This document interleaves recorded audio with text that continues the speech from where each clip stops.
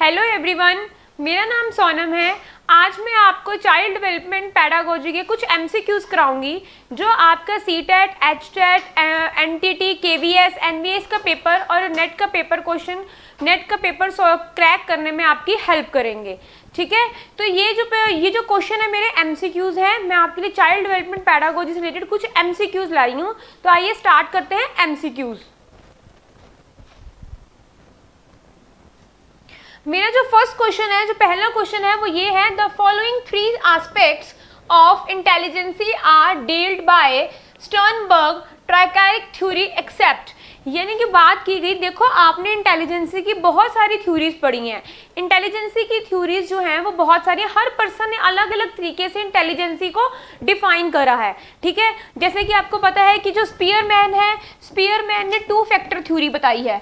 Spearman ने कौन सी बताई है? टू फैक्टर थ्योरी, जिसके अंदर उन्होंने बात करी थी एस और जी फैक्टर की। यानी कि S is a specific factor and G is a general factor. G is a general factor. ऐसे ही अगर आप देखो तो आपने थॉर्नडाइक की इंटेलिजेंसी के बारे में पढ़ा। नेक्स्ट आपने हॉवर्ड गार्डनर की इंटेलिजेंसी के बारे में पढ़ा कि हॉवर्ड गार्डनर ने इंटेलिजेंसी को कैसे डिफाइन करा। तो हर एक पर्सन ने अलग अलग तरीके से इंटेलिजेंसी को डिफाइन करा। थ्रस्टर ने भी इंटेलिजेंसी को डिफाइन करा 7 प्राइमरी मेंटल एबिलिटीज को लेकर। ठीक है, तो ऐसे ही जो बात की गई, एक और थ्योरी थी जो एक पर्सन ने डिफाइन करी, वो है स्टर्नबर्ग पर्सन है। ठीक है, उन्होंने बताया ट्राइकैरिक थ्योरी एक्सेप्ट। यानी कि बात की गई वो 3 एस्पेक्ट्स बताओ इंटेलिजेंसी के जो इस स्टर्नबर्ग की थ्योरी के अंदर तो है, उसके अलावा जो नहीं है वो बताओ। इसमें से आपने जो नहीं है वो बताना है, उसको छोड़कर। क्या है? कंपोनेंशियल है? हाँ है। कंपोनेंशियल को किससे रिलेट किया गया था? प्रैक्टिकल इंटेलिजेंसी से। ठीक है, एक्सपीरियंशियल भी है, कॉन्टेक्चुअल भी है। ठीक है, जो नहीं है वो कौन सा नहीं है? वो है सोशल। तो इसका आंसर ये भी नहीं है, ये भी नहीं है और ये भी नहीं है। तो इसका राइट आंसर क्या है? बी। तो B is the right answer question number first. Social नहीं है ना, क्योंकि सोशल क्या है? आप कंपोनेंशियल पढ़ते हो, कंपोनेंशियल भी इसी के अंदर है, एक्सपीरियंशियल भी इसी के अंदर है, कॉन्टेक्चुअल भी इसी के अंदर ही है। जो नहीं है वो सिर्फ एक यही नहीं है, वो है सोशल। सोशल नहीं है।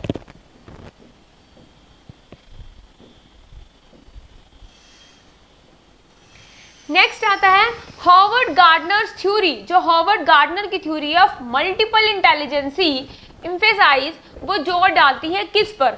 देखो अब फिर इंटेलिजेंसी का एक क्वेश्चन आया है कि उसमें बात की गई हॉवर्ड गार्डनर की। हॉवर्ड गार्डनर जो पर्सन थे, जो उन्होंने इंटेलिजेंसी की थ्योरी कौन सी दी थी? Multiple intelligence. पहली बात आपको ये भी पता होना चाहिए कि हॉवर्ड गार्डनर ने कौन सी इंटेलिजेंसी के बारे में बात करी थी। तो उन्होंने मल्टीपल इंटेलिजेंसी के बारे में बात करी थी। अब वो क्या कहते हैं? मल्टीपल इंटेलिजेंसी एम्फेसाइज जो डाला द जनरल इंटेलिजेंसी के ऊपर, common abilities required in school, the unique abilities of each individual, या कंडीशनिंग स्किल्स इन स्टूडेंट। बात उन्होंने की थी, देखो उन्होंने बात की जनरल इंटेलिजेंसी के ऊपर बात करी। क्या उन्होंने जनरल इंटेलिजेंसी को लेकर बात करी? Common abilities required in school. General intelligence को लेकर बात तो उन्होंने करी ही नहीं। ठीक है ना, उन्होंने मल्टीपल इंटेलिजेंसी बताई थी। ठीक है, और उन्होंने द यूनिक एबिलिटीज बताई नहीं। अगर वो यूनिक बता देंगे तो मल्टीपल का सीन ही नहीं रहा। यूनिक तो उन्होंने कुछ बताया ही नहीं, उन्होंने तो मल्टीपल बताया। ठीक है, नेक्स्ट है कंडीशनिंग स्किल्स इन स्टूडेंट। नहीं, स्टूडेंट्स के अंदर कोई भी कंडीशनिंग स्किल के बारे में उन्होंने बात ही नहीं करी। उन्होंने जो बात करी थी वो इंटेलिजेंसी को लेकर करी थी। तो इसका राइट आंसर क्या है? Common abilities are required in school. यानी कि जो कॉमन एबिलिटीज हैं वो रिक्वायर्ड इन स्कूल में है। आंसर है बी। तो क्वेश्चन नंबर सेकंड का राइट आंसर है बी। तो B is the right answer question number second.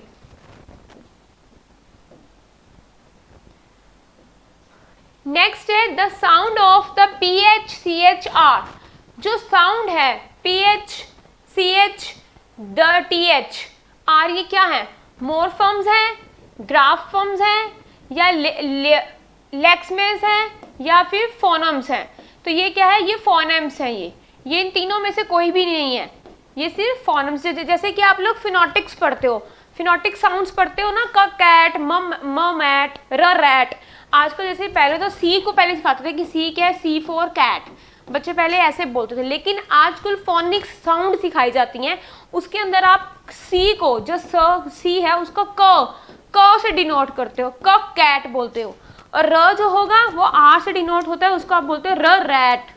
म मैट, म जो होगा उसको आप डिनोट करोगे एम से, तो उसको आप बोलोगे म मैट। ठीक है, ये आजकल बच्चों को सिखाए जाते हैं, फोनिक साउंड स्कूल्स में सिखाई जाती हैं ये।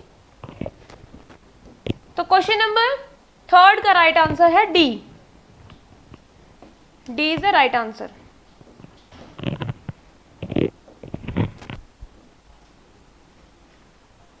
क्वेश्चन नंबर 4, क्वेश्चन नंबर 4 जो है वो है, in order to avoid the stereotyping in class a teacher should.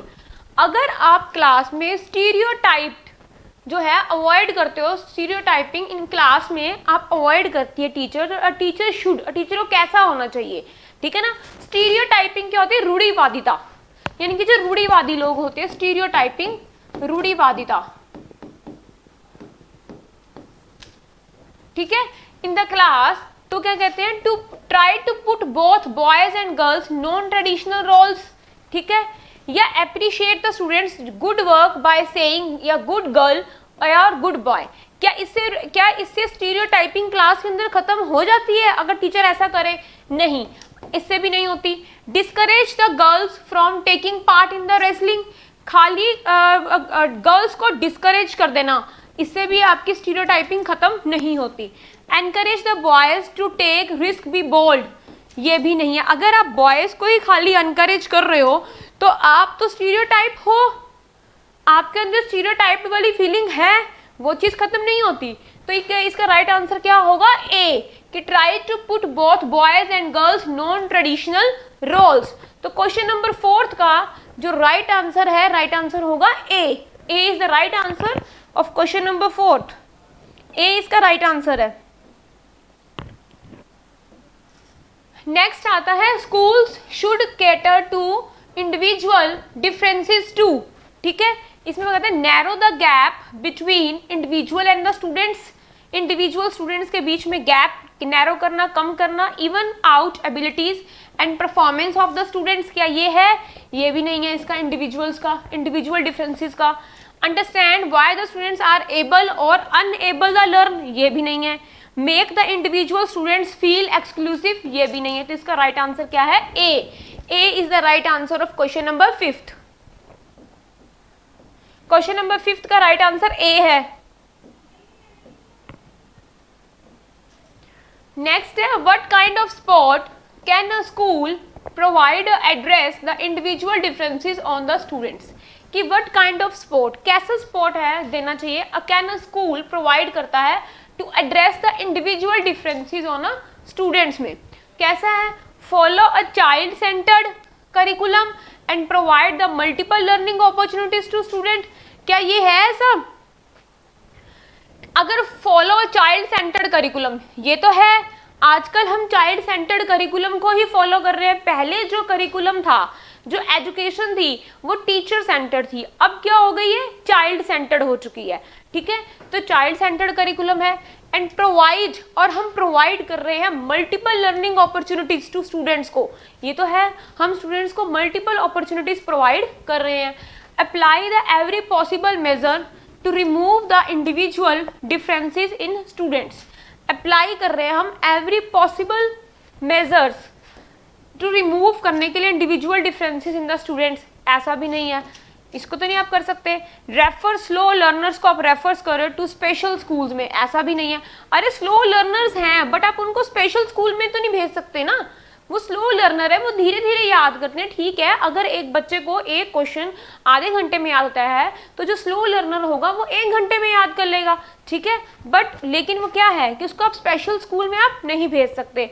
Follow the same level of the curriculum of for all student, तो ये भी नहीं है। तो इसका राइट आंसर क्या है? A. A is the right answer. ए सही है कि हम फॉलो करते हैं चाइल्ड सेंटर्ड करिकुलम को और प्रोवाइड करते हैं multiple learning opportunities to the students को। ठीक है, और हम स्टूडेंट्स को मल्टीपल अपॉर्चुनिटीज प्रोवाइड करते हैं। क्वेश्चन नंबर 6 का राइट आंसर है ए। नेक्स्ट है continuous and comprehensive evaluation emphasize किस पर जोर डालती है, यानी कि CCE, कंटिन्यूअस सतत, या इसको लगातार भी बोल सकते हो आप, सतत या व्यापक। ये कॉम्प्रिहेंसिव का मतलब होता है व्यापक, इवैल्यूएशन का मीनिंग होगा मूल्यांकन, यानी कि CCE कंटिन्यूअस कॉम्प्रिहेंसिव इवैल्यूएशन वो जोर डालती है continuous testing on a comprehensive scale to ensure learning पर। How learning can be observed, आप लर्निंग को कैसे ऑब्जर्व करते हो, रिकॉर्डेड कर सकते हो एंड इम्प्रूव्ड अपॉन। एंड कहते हैं कि fine tuning of test with the teaching या redundancy of the board examination. अब आपने बताना है कंटिन्यूअस कॉम्प्रिहेंसिव इवैल्यूएशन का। कंटिन्यूअस टेस्टिंग करोगे आप कॉम्प्रिहेंसिव स्केल पर, अरे कंटिन्यूअस हम कॉम्प्रिहेंसिव स्केल पर टेस्टिंग नहीं कर सकते। लगातार मैं किसी को टेस्ट करूंगी बट वो कॉम्प्रिहेंसिव स्केल पर नहीं होगी, ठीक है, तो ये भी नहीं है। How learning can be observed, हम लर्निंग को कैसे ऑब्जर्व कर सकते हैं, रिकॉर्ड कर सकते हैं एंड इम्प्रूव कर सकते हैं, ये है। ये कंटिन्यूअस एंड कॉम्प्रिहेंसिव दोनों हो सकती है। क्यों, लगातार आप किसी को ऑब्जर्व कर सकते हो, जैसे क्लास में टीचर आई है, ठीक है, बच्चे बैठे, टीचर ने अपना एक चैप्टर करवाया और चैप्टर करवाते करवाते बीच में ही टीचर ने क्वेश्चन पुटअप कर लिया, तो वो क्या है, वो उसने उसकी इवैल्यूएशन कर ली कि बच्चे को कितना समझ में आया, फीडबैक उसको मिली। तो कहते हैं कि how learning can be observe, recorded and improved upon, ठीक है। Fine tuning of test and with teaching, ये भी नहीं है। The redundancy of the board examination, ये भी नहीं है। तो इसका राइट आंसर क्या है, B. B is the right answer कि how learning can be observe, recorded and improved upon. तो क्वेश्चन नंबर 7 का राइट आंसर है बी कि how learning can be observe कैसे की जाती है, रिकॉर्ड कैसे की जाती है और इम्प्रूव कैसे की जाती है।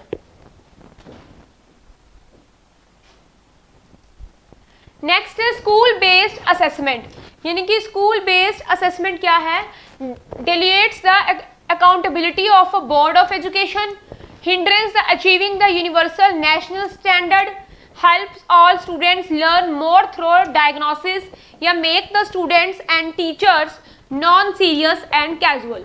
उसने बात करी स्कूल बेस्ड असेसमेंट की, यानी कि जो स्कूल के बेस पर आकलन होता है बच्चे का, वो कैसा है स्कूल बेस्ड असेसमेंट, वो क्या चीज है, वो कहते हैं deletes the accountability of board of education है, hindrance achieving the universal national standard है, and helps all the student learn more through diagnosis and makes the student and teacher non serious and casual.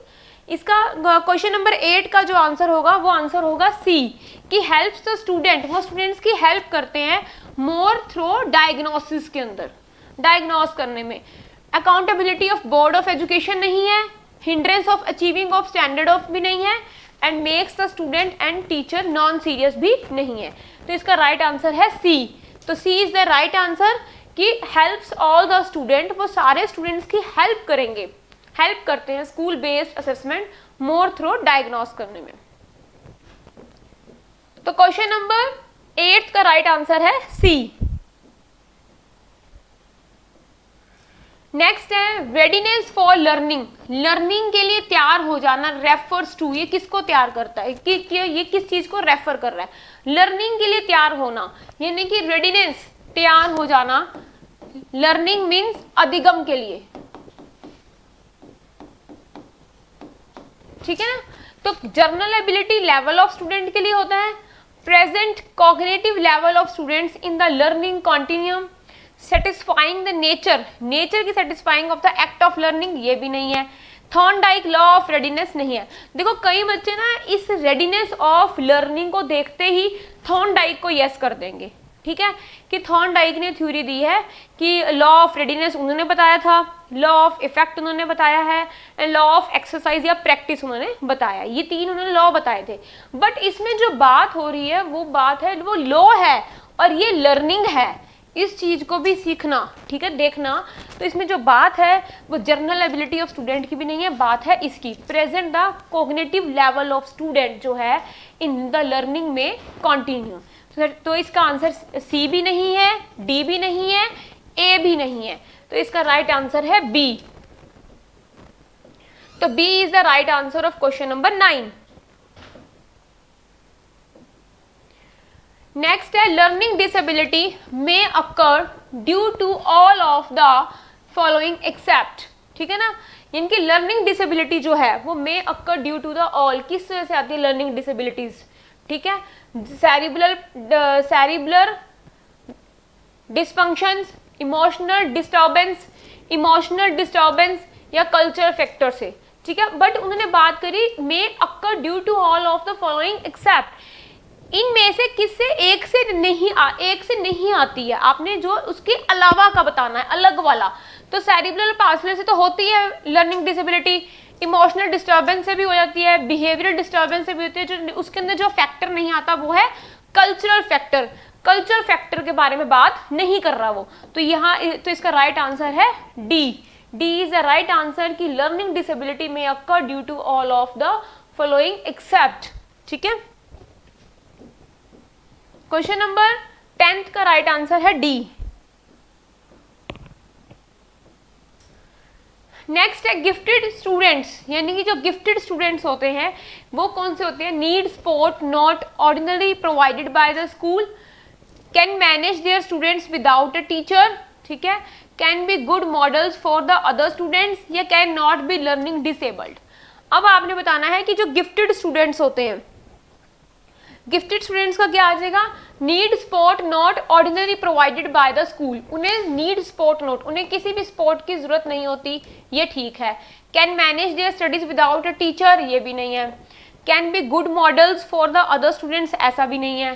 Can not be learning disabled, तो ये भी नहीं है, तो इसका right answer है A. A is the right answer of question number 11। A इसका right answer है।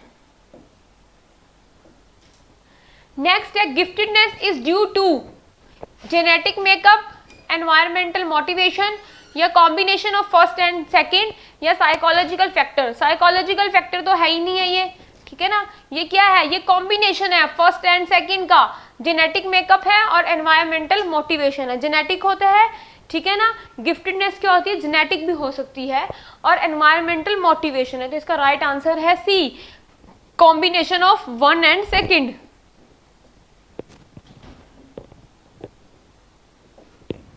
combination of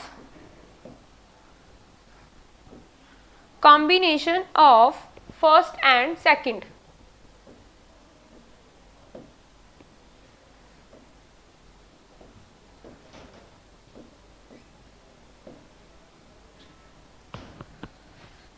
नेक्स्ट है learning disability in motor skills में। तो मोटर स्किल्स में जो लर्निंग डिसेबिलिटी है इज कॉल्ड, उसे क्या कहते हैं? डिस्प्रैक्सिया, डिसकैलकुलिया, डिसलेक्सिया या डिसअफेसिया। देखो डिसअफेसिया तो है ही नहीं है, डिसलेक्सिया तो रीडिंग प्रॉब्लम होती है, वो भी नहीं है, ये आपको पता होना चाहिए कि ये क्या है? रीडिंग प्रॉब्लम है। डिसकैलकुलिया क्या होती है? जिसको कैलकुलेशन की प्रॉब्लम होती है, ठीक है। तो डिस्प्रैक्सिया रह गया ना, डिस्प्रैक्सिया इसका राइट आंसर है, क्योंकि इसमें हम अपनी मोटर स्किल्स का भी यूज करते हैं, मोटर स्किल्स का, तो वो क्या है? डिस्प्रैक्सिया, ठीक है। तो उसमें बात हुई learning disability in the motor skills is dyspraxia. तो क्वेश्चन नंबर 13 का राइट आंसर है A. A is the right answer of question number 13। Next है लर्निंग डिसेबिलिटी क्या है? Is a stable state, is a variable state, need not impair functioning, does not improve with appropriate input. यानी कि learning disability आपने बतानी है, तो वो क्या है? इज अ स्टेबल स्टेट है या वेरिएबल है या उसको जरूरत ही नहीं है नीड नॉट इम्पेयर फंक्शनिंग की, या does not improve with the appropriate input. तो ये क्या है? B is a variable state, ये है वेरिएबल स्टेट है। तो क्वेश्चन नंबर 14 का राइट आंसर है B. B is the right answer of question number 14। Next आता है the following are the steps in the process of problem solving except. इनमें से वो स्टेप बताना है जो प्रॉब्लम सॉल्विंग के अंदर नहीं आ रहा। तो कौन सा? आइडेंटिफिकेशन ऑफ अ प्रॉब्लम है, breaking down the problem in the smaller parts, explore the possible strategy या एंटिसिपेटिंग द आउटकम्स। इसके अंदर आपने वो बताना है कि जो आपका the problem, the following are the steps, वो स्टेप्स कि in the process problem solving except, problem solving के अलावा अलग वाला तो कौन सा, आइडेंटिफिकेशन ऑफ प्रॉब्लम तो है। जब हमने प्रॉब्लम सॉल्विंग करनी है तो हमारे सामने कोई प्रॉब्लम होगी तो तभी हम उसको सॉल्व करेंगे, ठीक है। Breaking down the problem in the smaller parts, ये भी है। प्रॉब्लम आती है तो उसको हम छोटे छोटे टुकड़ों में हम बांट देते हैं, ठीक है। Explore the possible strategy, explore करते हैं हम पॉसिबल स्ट्रेटजीज, उसको एक्सप्लोर करते हैं। क्या नहीं है, एंटीसिपेटिंग आउटकम्स, जो नहीं है वो नहीं है एंटीसिपेटिंग आउटकम्स। तो क्वेश्चन नंबर 15 का राइट आंसर है D. D is the right answer of question number 15। D इसका राइट आंसर है। आई होप सो आज मैंने आपको जो कराए हैं ये MCQs चाइल्ड डेवलपमेंट पेडागोजी के आपको समझ में आए होंगे। अगर आपको मेरी वीडियो अच्छी लगे तो प्लीज़ लिख कर कमेंट कीजिए और मुझे बताइए कि आपको ये वीडियो कैसी लगी है, ताकि मैं अब आगे आपके लिए और सारे MCQs लेकर आ सकूं जो आपको आपका पेपर क्रैक करने में, टेट का कोई भी एग्ज़ाम हो क्रैक करने में आपकी हेल्प कर सके। Okay, thank you.